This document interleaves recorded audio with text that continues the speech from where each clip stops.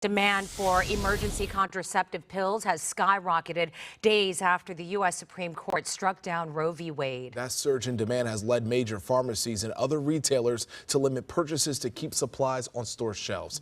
Let's get to KTLA's Christina Pascucci joining us live from Santa Monica with more. Christina.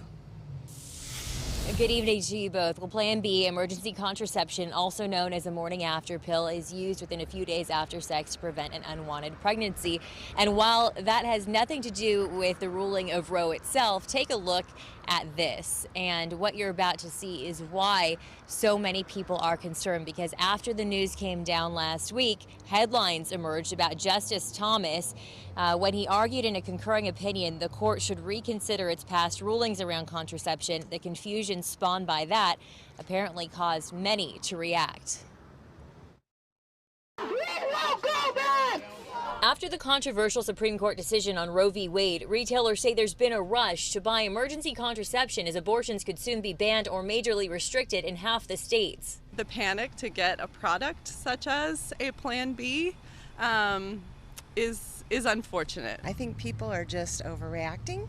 Retailers, including Amazon, confirmed they capped the purchase limit. Rite Aid wrote, due to increased demand at this time, we're limiting purchases of Plan B contraceptive to 3 per customer at stores nationwide and online. And I think if here this happen, imagine in other parts of the world. Argentinian-born Gabriela says the U.S. now lags behind countries like her own. Argentina legalized abortion last year for the first time in more than a century. You feel like the U.S. is going backwards?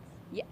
At this CVS in Santa Monica, do you have the generic? They weren't enforcing the max purchase here, maybe because CVS confirmed that while they saw a sharp increase in recent days and did put a purchase limit to ensure equitable access, sales have since returned to normal, and they're in the process of removing the purchase limits, which will take effect over the next 24 hours. Is this concern justified considering the justices have indicated they'll look at contraception next? I am concerned about that, especially since some states are already trying to make some forms of contraception illegal. Dr. Catherine Diugarte is an OBGYN specializing in fertility. She says some of her patients are concerned about what future rulings could mean for them. In some states, already they're having difficulty discarding their abnormal embryos, or even concern about ectopic pregnancies being considered abortions in some states, in which doctors may lose their license for saving a woman's life.